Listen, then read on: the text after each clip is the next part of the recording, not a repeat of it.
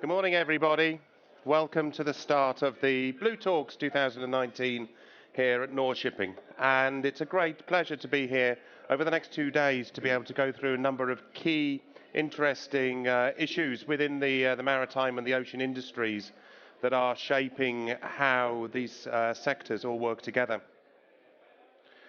We're going to work today on a number of key ocean and sustainability issues. And I'm not going to spend too much time introducing myself. My name's Craig Easton, I'm from Fathom.World, and I'll be your host during the course of today and tomorrow. But what we've got, first of all, is an introduction to what's going on in Portugal, actually, because 2020, Portugal will be hosting the UN Conference of the Seas, and it's going to be one of the follow-up for what happened in New York. And it's going to be a good positioning time to look at what all the ocean industries are able to achieve together. And in Portugal, there's a number of endeavours that are working together to look at how the ocean industries are able to work together.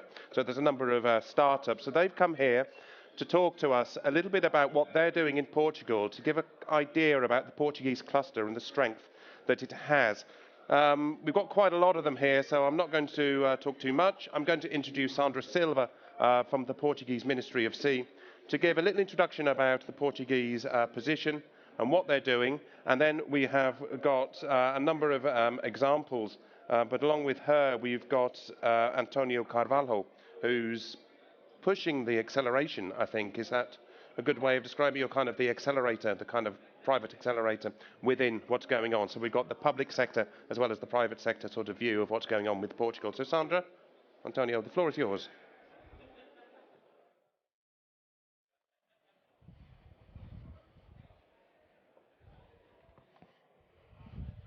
Good morning, everyone.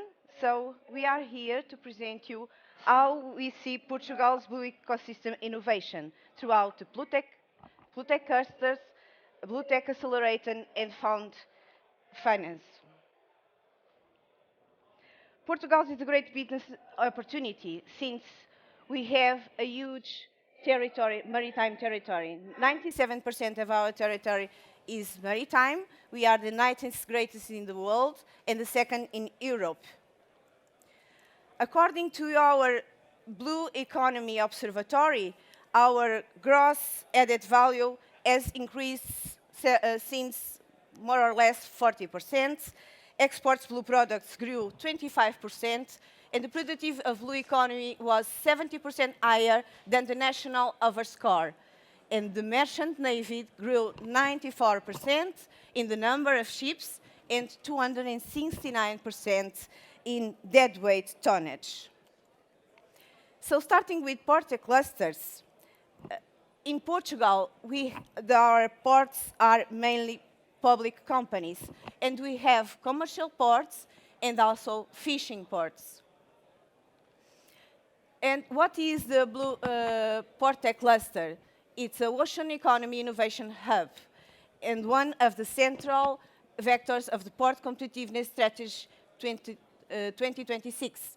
And the main objective is to connect startups and mature companies and also research institutions and create ecosystem accelerates innovation.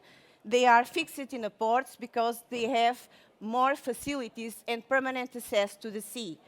And how we operationalize these port clusters? We operationalize throughout the Blue Tech accelerators and their thematic verticals.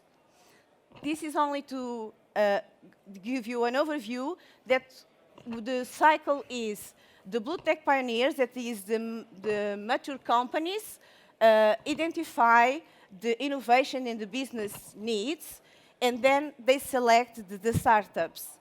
After this process, the startups can be engaged with the Blue Tech pioneers. Now, I will present you the Blue Tech Accelerator, just briefly, because the second presentation by Antonio will be focused on this. And the Blue Tech Acceleration is a program of open innovation that should bring startups with innovation to boost the blue economy. The first vertical in the Blue Tech Accelerator was ports and shipping, digitalization 4.0. These are the main delegate technology solutions that will be offered, so such as artificial intelligence, IT for energy efficiency. And here we have the 6 biotech pioneers, 2 from shipping, 2 from ports, and 2 from digital and robotics. But this will be in detail after. Just to give you an idea, in this Blue Tech Accelerator program, we receive 87 startups applications from 29 different countries. We can have another edition of ports and shipping, but we also would like to have ocean renewable energies, blue biotech economy, and blue circular economy. And the startups that we'll choose and selected throughout these Blue Tech accelerators could be founded throughout our national funds, such as the Blue Fund and also the EA grants. Regarding the Blue Finance, we have an approach. This means that in the first early stage, the definition of the ideas, the conceptions of the prototypes, and its demonstration should be founded in a non-refundable way. So for this proposal, we will want to found startups and SMEs in the first early stage and to develop their prototypes between the EA grants. And then with our Blue Fund, we would like to blend the fund and to introduce the companies in a pre-commercial and commercialization phase. So we will have 2 instruments, the credit line with the private sector, the banking, and we will do a partnership with PME Investments in Portugal, and we also will have another instrument, like a hybrid line, throughout equity plus credit with Portugal Ventures. But we also would like to present you that the Blue Invest platform, that is a platform managed by European Commission DG MAR, aims to, will present soon 100 million equity funding and blended finance. It will be a network Blue Economy accelerators and also a network for business angels and mentors, and also a platform for matchmaking events. And DGPM will be one of the hubs of this investment platform, so stay tuned. And for finish, we'd like to inform that next year in June, we will have in Portugal, in Lisbon, the United States Ocean Conference. And now I would like to present a short video to demonstrate and to inform what is the Blue Tech Acceleration, and then Antonio will speak. Blue economy. The concept is not vague, is not just a designation for something that will happen in the future. Blue economy exists now, here. It already handles millions of euros and represents thousands of jobs. With the right tools, with the right incentives, you have the potential to go even further. We have just begun to explore the full potential of the oceans. That's why we created the Blue Tech Accelerator. On one side, we bring together the main players in the sector. On the other side, we have joined the most promising startups of technological roots and who want to develop work in these areas. And in doing so, we are bringing together innovation and economics, science and tradition, knowledge and experience. Everything works in a very simple way. First phase, applications. We invite startups who want to work in this area to apply for the program and select those with the highest potential. Second phase, boot camp. The selected startups are invited to a week of work where we will approach methodology, business models and tools, contributing to the validation of the products they represent. The best startups will then have the opportunity to develop pilot products with the best partners in the industry. Third phase, pilot development. The program provides for a period of 3 months for the development of the pilot product, a period during which selected startups have access to mentoring, training, and the Blue Tech Accelerator Partner Network. Fourth phase, Demo Day. The program concludes with the presentation of the different pilot products to an audience of potential investors and industry partners. A program that aims to create a true ecosystem of innovation and business acceleration in the most important traditional and emerging areas of the blue economy. By doing it, we are also contributing to the development of a whole new generation of Portuguese entrepreneurs, both at sea and to the sea. Blue Tech Accelerator, creating a new ocean startups generation. So now Antonio Carvalho will present you the Blue Tech Accelerator. Thank you. Hello, morning everyone. So I'm the program director of the Blue Tech Accelerator. I work for BTI, which is the most active innovation hub in Portugal. The video is a great introduction of what we are doing now in this field of the maritime industry. As Sandra said, this is basically an open innovation program, meaning that we are searching for solutions that are being developed by startups worldwide that can be used for big corporations in the field and experience and test those solutions alongside these teams of the startups and see if in the end this is a solution that can be implemented, integrated, and result in the future commercial relationship. So we are searching for startups that already have a minimum viable product, so it's not early stage startups just for product market fit. It's something way more operational, way more concrete. That's why usually we have startups that already have at least 2 or 3 customers, paying customers, and already have a viable product, so a product with some functionalities already working. For this first edition, we are focused on port and shipping 4.0, but we intend to do this also in the upcoming 2 years in different verticals of the industry. And as Sandra said, for a program like a Blue Tech Accelerator for open innovation to work, we need corporate partners, because in the end, it's them that will test the solutions, that will work alongside the corporates, and that will ultimately benefit from the results of those pilots that will be produced together. So for this first edition, we have basically 6 corporate partners. So 2 of them come from the shipping industry, which is Grupo ETE and Alsport Line Ocean. Then 2 maritime ports, authorities, so a PDL and a PES, so in Leixões and Sines, north and south of Portugal. In Marsat and also Takeover, so these 2 companies, they represent the digital vertical that in the end connects the shipping partners with the port partners. And they are the ones that are alongside BTI selecting the best solutions that will reach the final stage. So where are we at the moment? We already passed the 2 selection phases, the first one. So we got around 87 applications from worldwide. We selected the top 40 to present a pitch remotely. So most of them just attended via Skype in an event that happened within the European Maritime Day just a few weeks ago. And now we invited the top 25 that will come for the bootcamp. And this is basically where we are. The bootcamp will happen on the week of the 24th of June.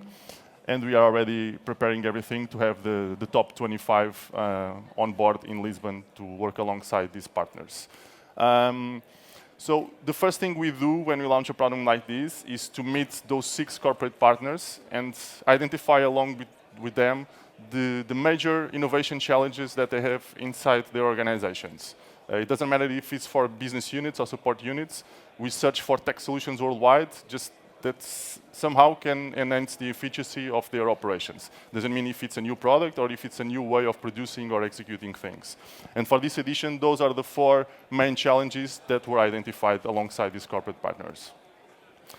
So for you just to have an idea of the diversity of solutions that we have in terms of geography, so we got applications from 24 different countries this year. The most representative ones were Portugal, US, Germany, and India. We managed to tackle most of the challenges that we defined, so meaning that in the end, this percentage of the startups, they claim to have a solution that tackle these specific challenges that we identified, which we are quite happy about it because it's quite even. And this is just a glance of what happened in the second selection phase. So as I told you, it happened within the European Maritime Day. We had a few startups that were presenting in presence because they were attending the event, but I would say 30 out of those 40 that were invited, they presented remotely. And these are the top 24 that were selected for the bootcamp. So in 3 weeks' time, more or less, we'll have these people in Lisbon attending a full week bootcamp, interacting with all these 6 corporate partners and also with our institutional partners, so Ministry of the Sea and the Portuguese American Foundation for the Development, in order to select the top 20 that will be awarded with the possibility of developing a pilot product alongside at least one of the 6 partners that I showed you about. Just a glance of the diversity that I just showed you a while ago, and a glance of what will happen during the bootcamp week. So we'll facilitate one-on-one meetings between corporates and between startups, according to the fit that we see that these startups have with these corporates. So it means that we're not going to have meetings happening with everyone. We're just going to see the ones that have the best match, and we'll facilitate one-on-one meetings in a speed dating system, as we like to call it. So 30 minutes for each, to introduce their solution, get feedback from the corporate partner, and then see how they can customize the solution that they already have in order to tackle the challenge that will launch by the partner. We're also going to have some presentations from the corporates explaining what their business are, what their main innovation needs are at the moment, and how they see the evolution of their business in the upcoming years. And then in the final day of the week, the startups will be in a position to present a proposal for the pilot development product, and they can target 1 or 2 or 3 or 4 corporate partners, depending on the fit that they felt along this week. So then it's their decision if they want to tackle 1 or more partners in terms of pilot proposal. And that's it. And the program will end with a demo day in October that you are all invited, because we will invite all the stakeholders from the industry to attend and see the results of the pilots that were created. Thank you. Good, thank you very much. Thank you, Antonio. Thank you, Sandra, as well, for that broad introduction. Now we're going to move into a quick presentation here from the investment side, I think, from the Portuguese Investment Authority, about looking at how Portugal is going to attract businesses. Yes, we try to do that. Yeah. This is Carlos Moura. Good morning, everybody. I'm Carlos Moura. I'm the Managing Director of the Trade and Investment Agency for Portugal. I'm in charge of these 4 Nordic countries. And when I selected a couple of information to give to you, but when I was asked to do some information here in the Blue Talks, I asked myself, what should I present, what should I highlight regarding the Portuguese context? So my first goal here, and normally what to try to do here in the Nordic countries in the Blue Talks, is to position Portugal as a hub of business. To do it in a simple way. When you think doing business, or investing or find partners overseas, think about Portugal as a country to do the business, and a country that we can be your partner as well. First of all, the global recognition. We can see a couple of international press that considers Portugal a hub and a nice place to invest, to do business and to live. And you can ask me, but why? This is the main thing. Why Portugal? Why Portugal now? First, the strategic location, European country, a bridge to speaking Portuguese countries in Africa, and access to European markets. You can be a hub for this region in Europe. Then we can see a couple of information and the markets that you can access directly from Portugal. And then, even though I don't want to go through these competition ranks, I can just highlight 2 of them. The Doing Business report in 2018-2019 that considers Portugal the 34th location of easy of doing business, as well as the Forbes best countries for doing business ranking. So a couple of them that you can find more in detail, that will leave this presentation after the presentation. Finally, some economic data that I think we cannot avoid. We went through a period of crisis a couple of years ago. We could reach a level of economic growth. We are talking about 2.1% of economic growth for the last year. And the most important thing, it was the decrease of this unemployment rate that we decreased strongly in Portugal. You can see now we are talking about 6.7% of unemployment rate. If I tell you that 5 years ago we reached 17%, I think the recovery was quite successful. Then why we say we are quite attractive? First, the talent. In the next presentations, I think everybody's going to highlight the talent that you can find in Portugal. Talent as innovation, talent as education, talent as availability of people that can do business with your companies if you are looking for Portugal. Then the innovation, the providing technological services that Portugal can offer to you. Infrastructure that we call the infrastructure from roads to airports to seaports that you can see we are quite well ranked worldwide. And of course, we cannot forget the quality of life. Sometimes people think that this is not important, and those who are living in the different countries understand that the quality of life is one of the top detailed factors that can attract international investments. If we go a little bit to the economy of the sea, Sandra explained already that we are a country, we are land, but we have more sea than land, and we consider one of our priorities. Just to understand where we are based, we are talking about 8,500 million turnover of Portuguese business in this sector. We're talking about around 10,000 companies in 2017. So we are an economy that we depend a lot and we work a lot of this ocean and the sea economy. You can ask me, finally, some advantages that I can consider the workforce is the main and the most attractive one, and the natural conditions and location of Portugal. Where should we take a look in the opportunities of investment, opportunities of doing business? We consider, first of all the sectors related to aquaculture, the ports, and the naval industry. All these sectors that can present some good opportunities of investment. Last but not least, all the incentives. Attractive incentives, some Portuguese ones, some European ones that can go from the Fundo Azul, the EA grants that was already explained, Portugal 2020, and a couple of them. I highlighted over there in this website. You can take a look in detail of the incentives, the way you use it, and the way you can partner with them. Some companies that choose Portugal already.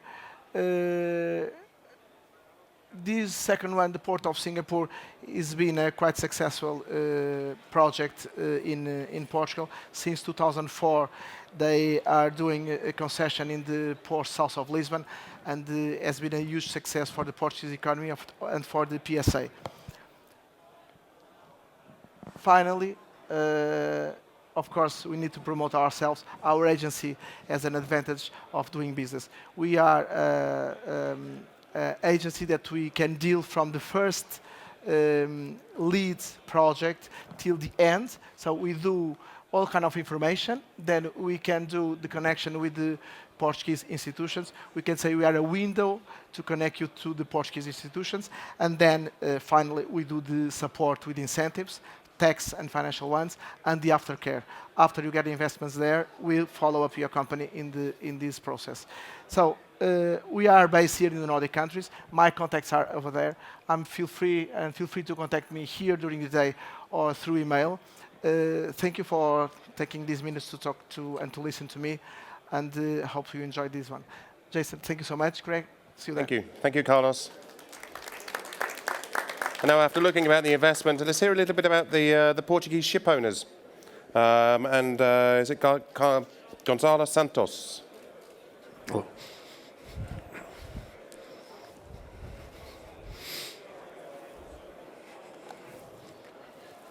Hello, good morning all. I'm going to present to you a project which is a project from one of the smallest and most isolated regions of the European Union, which is Madeira Island, but it's also a Portuguese project, and what we always say is always a European project. We are speaking about the International Shipping Register of Madeira, and why we say it's an European project. As you can see, Europe controls about 40% of the world fleet, but only less than a half of the European fleet is registered on the with European flags. So, the International Register of Madeira, the Portuguese flag, can really be the solution for you. And why? Because it's a quality-minded and service provider. It's a European flag, a reliable European flag, and with the capacity of attracting reliable and complying ship owners, as you will see. This is how the flag works. Question of organization. It's not very relevant for this presentation, but as you can see, what we've done in Madeira on the last 5 years was to attract very good quality ship owners. We have by now more than 500 vessels, almost 100 ship owners, which represent a growth of almost 1,000% on the last 5 years. And we are speaking about complying and reliable ship owners. As you can see on this graphic, you can see the age of the vessels, and you can see the average age of the vessels registered in MAR, in International Register of Madeira, is 8.9 years, which is one of the lowest average in Europe. And this is the Madeira flag, or the Portuguese flag, I'm sorry, represents for the European flag. The influence that Madeira has on the European flag.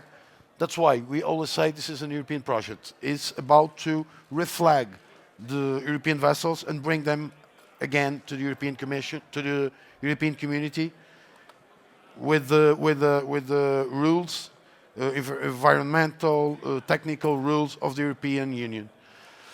What is happening in Madeira or in Portugal right now?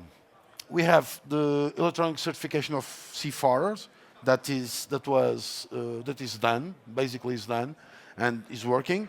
We have the electronic certification of ships, also done and ready to work. And we are now a 24/7 availability flag, which is, for us, it was one of our main goals. The company that promotes the Madeira flag, or the Portuguese flag, is European MAR. You have there all the addresses and all the contacts, and the importance of MAR on this European scenery is the capability to attract good ship owners that are based outside or has the flags use flags from outside the European Union to the European Union again. That's our main goal. Our main competitors are not the other European flags, are offshore flags, and what we are dealing with is to came from offshore to onshore. Thank you.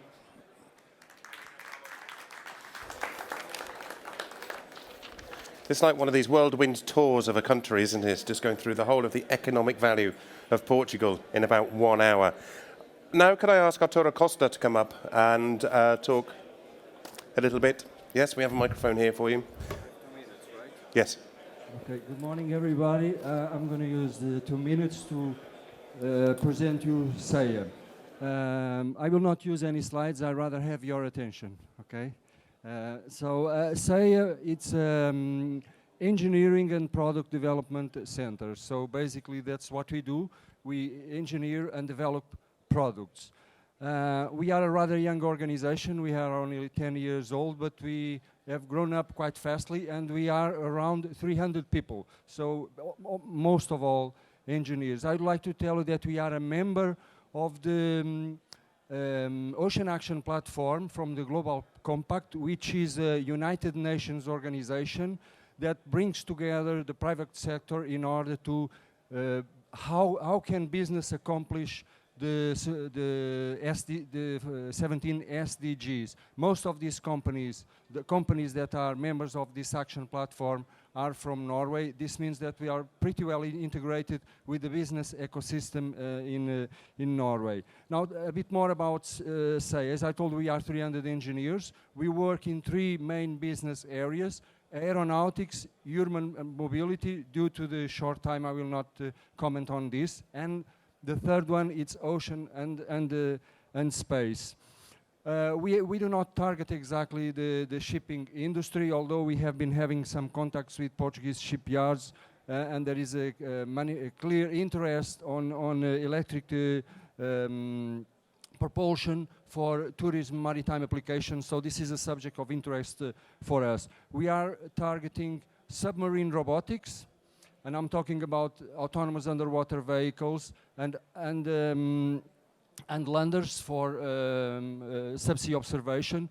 And this is due to the fact that we have a vast continental shelf that we have to monitor, we have to survey, and we have to exploit. So we are developing technology for this purpose. We also, another second area within this ocean unit, it's IT platforms for ocean information. So we do develop IT systems in order that we can create platforms that may ingest, process, analyze, and disseminate information, namely scientific information.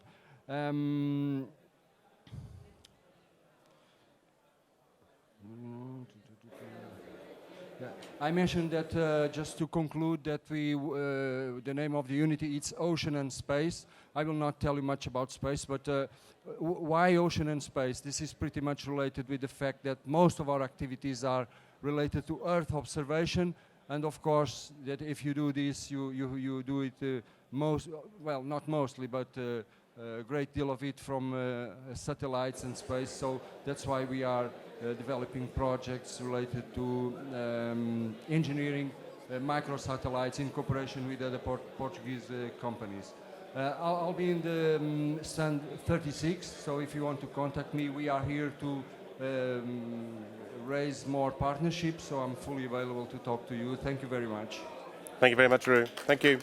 And now I'm going to ask Rui Reis to come up from ETE Group. They're one of the participating members in the Blue Tech Accelerator, I saw. Good. Good morning, everybody. I'm representing here the ETE Group. It's more than a shipping company. It's a group that operates in several areas of the shipping value chain, as you can see later on in the next couple of slides. Just a flavor of our history. We began in mid-30s as an operator in inland water operations in Lisbon with a small operation. And just to underline the two or three major milestones, by the end of the last century, we became a shipping operator with the acquisition of a company over there in 1999. And in 2011, we start our internationalization process with operations in Uruguay and Colombia. As I told you and Craig present, we are one of the pioneers of the Blue Tech Accelerator program. And just to underline where we are, what is ETE Group? We are operating in those 6 areas. In port operations, we have operations in the major ports of Portugal. In shipping, we are the largest ship owner. We are adding 1 or more 2 vessels until the end of this year. We are the only relevant player in inland water transportation. Two shipyards based in Lisbon, one small and one bigger shipyard in area of Lisbon. We have shipping agents and we have logistic infrastructure that support our operational activity. So if you want to know something more about our group and what we expect for this event, please feel free to contact me in the Portugal stand, and I will be delighted to clarify myself or my colleagues. Thank you. Thank you very much. And our next introduction actually is from Mr. Oliveira, Jorge Oliveira from ASM. Jorge Martins. Jorge Martins. Yes. I did tell them I was going to have to practice my Portuguese dialect.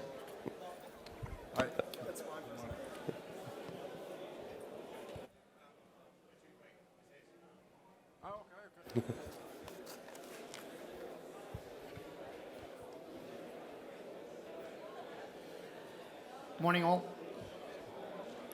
So the company that I've come to introduce you about is called ASM Industries, which is a steel fabricator located in Portugal, dedicated to supply competitive solutions for the renewables sector. So we're pretty much divided in 3 business areas. Wind towers, this is where we started, onshore business, offshore foundations, and the marine structures. So all of those business lines are manufactured in 3 different fabrication units. One of them, the first one, the oldest one, is called ASM Energia, located in northern Portugal in a small village called Severo de Voga. Also in the Aveiro region, the Aveiro district, we come up with a new investment which should have its grand opening still this month in the Aveiro port, dedicated to large tubulars and large foundations for the offshore wind business particularly.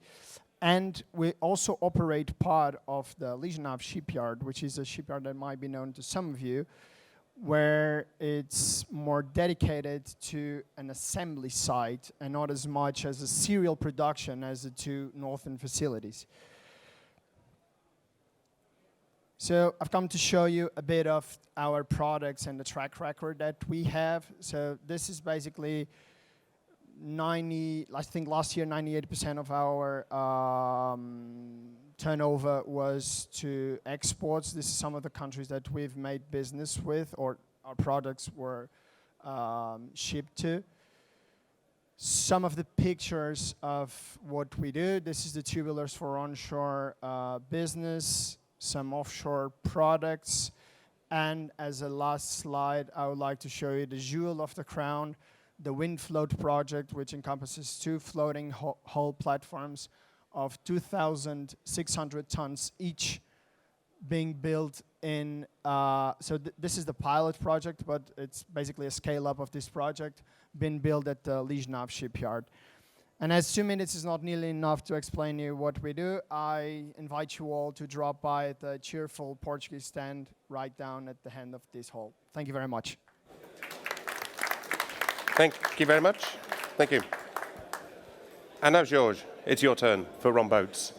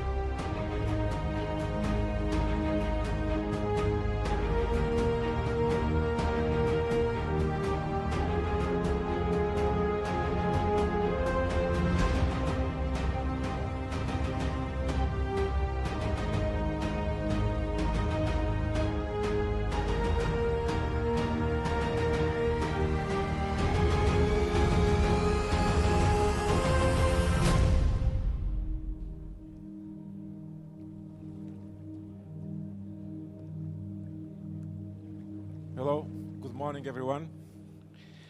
The agenda now is now about the pressure regarding how far we can go into the society regarding the blue ocean.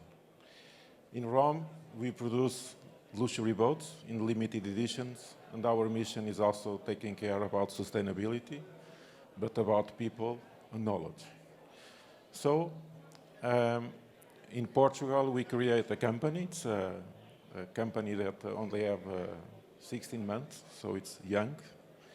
But our mission is to recover a tradition, a century tradition of craftsmanship, of producing boats, combining designing, technology, but also woodwork, metallics, fashion and fabrics, upholstery, etc. Because we feel that despite of the plastic pollution, environmental stuff, we also have to take care about the tradition and the knowledge about how to build efficiently boats with class and with luxury, completely personalized for our clients. So this is our mission. We are also in Aveiro. It's in the center of Portugal. Now we start with a 28-feet model that is being launched next July. But we are preparing now the launching of 45-feet model that will be launched for next year for sure. Thank you very much.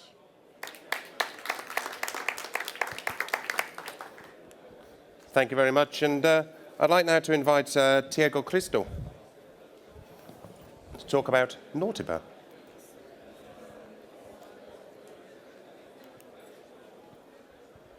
Okay, good morning to all. I'm here to present Nautiba. Nautiba is a shipyard based in the south of Portugal. We build in fiberglass and we make custom boats, especially basically working boats.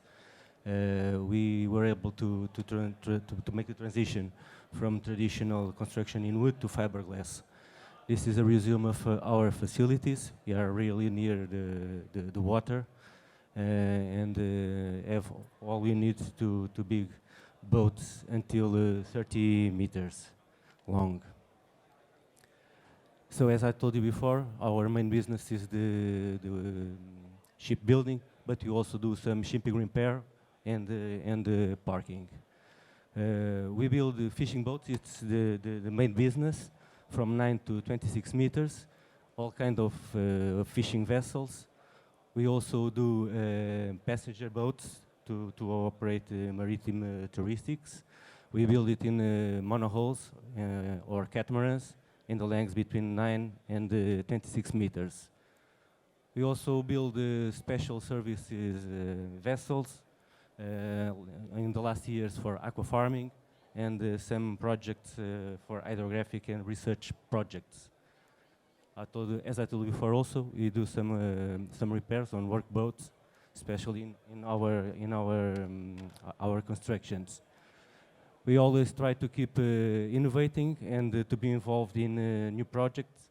It's a way to be up to date and to have the team focused and involved in the state of the art. So I'll be also in the Portuguese stand. I'll be available to anyone who wants to talk a little about working boats. Thank you very much. Thank you very much.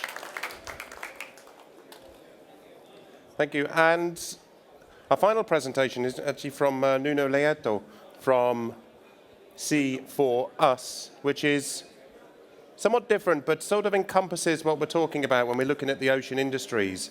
Because and you're not the only biotech company that's going to be on the stage today.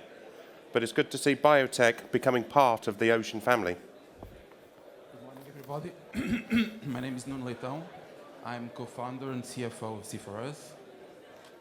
Sea4Us is a Portuguese biotech company focused on the research, development and innovation of bioactive substances and molecules for unmet clinical needs.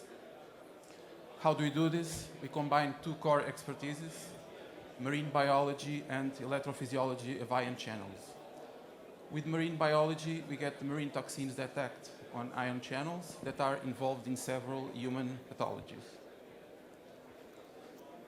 From drug discovery, early discovery phase of drug development until the product launch, until the medicine gets to the pharmacies, it takes at least 12 years, 12 long years, and many millions of dollars. Usually from phase 3 of clinical trials, only large pharmaceutical companies are involved due to the great need for investment. C4us is only focused on the early stages of drug discovery until phase 1 or phase 2A of clinical trials. Then we out-license the molecules, the patents to the pharma industry. For us, it all starts in the sea. The ocean is a rich source of biological and chemical diversity. We know that the costs per approved drug nowadays are increasing dramatically, and the pharma industry is looking for innovation, is looking for a new chemistry, such as the chemistry developed by millions of years of evolution from marine organisms. This is our marine lab and our physiology lab in Lisbon. Our leading project is a marine molecule for chronic pain therapy. Chronic pain is a huge problem in the world. It affects 1.5 billion people, causing low quality of life. And for now, there is no adequate treatment. The available solutions are opioids that have low efficacy, adverse side effects, and cause addiction. It's a huge problem in the world. The market is growing, and it is estimated 21 billion dollars in 2020. Our analgesic acts on key potassium channels, ion channels, away from the brain. That's the innovation comparing to opioids. And for now, the results show high efficacy, reduced side effects with no addiction, and easy administration. Getting back to our roadmap, we are now in preclinical tests. We will start phase 1 of clinical trials and phase 2A in 2 to 3 years. And we hope to out-license the patent in 2 to 3 years. So C4us was founded in 2013 as a spin-off of Nova Medical School. We have 2 laboratories, one in Lisbon, the physiology lab, and one, the marine lab, is in Sagres, in Algarve, in the south. We have our leading project has, as I said before, an analgesic for chronic pain, but we have other projects in the pipeline. We have raised till now 1.5 million euros of private and public money, and the objective for the next 3 years is to raise another 10 million to complete clinical trials of the analgesic. This is our team. We are 13 people now, and thank you very much. Thank you very much. Well, that concludes all of the presentations about what's happening and sort of highlights what's happening in Portugal. But before we go, I'm going to ask one question. I've got 5 minutes, and I'm going to ask you a question about the preparation for the Oceans Conference next year. Because I see all of this activity that's ongoing and developing in Portugal, and the Blue Tech Accelerator and the startups that are coming here. So could you come up here, please? I really want to know a little bit about, you've got this impetus now with these startups and the accelerator and these companies and the growth projected with the ship owners and seeing, I mean, it's not often you get a ship owner representative sat next to a biotech company. And this is what sort of the blue economy is doing. So when you see this event in June with the UN conference, what do you hope to be able to say about Portugal in June 2020? Well, I think the main message we would like to pass is that throughout our development of the blue economy, we have the responsibility to make that our companies are target to these all OGS sustainable development objectives, you know.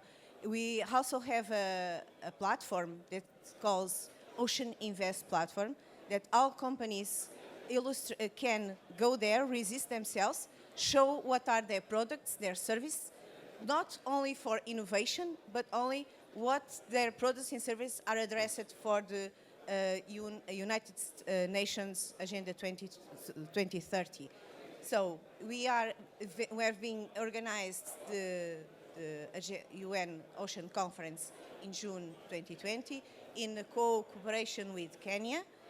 This has been involving, of course, our Minister of the Sea, the Minister of Foreign Affairs, and also with support of DDGPM. Yesterday I had the privilege of interviewing a senior representative from NOAA and from the OECD, and part of their message was clearly about being able to find collaborative networks, about being able to find that hidden connection that suddenly provides that sustainable economic spark between businesses, between different regions. Have you seen within Portugal, as you're developing towards 2020, have you been surprised to see certain partnerships emerge that highlight this new way of thinking about the oceans? No, because this is a way of seeing things, and even DGPM has one rule to be facilitator, to also bring, for instance, foreigner companies to Portugal and give them, as ICEP demonstrates, we show and help to find the best solutions and identify what are our best values to bring these companies for Portugal. And we also have, for instance, and for example, here in Norway, a huge cooperation with Norway, not only regarding our national EA grants program, because this is a cooperation inside, but through all these years we've been several cooperations with Norway, and not only with Norway, every European countries. Sandra and the rest of the Portuguese delegation here today, thank you very much. Thank you. Thank you.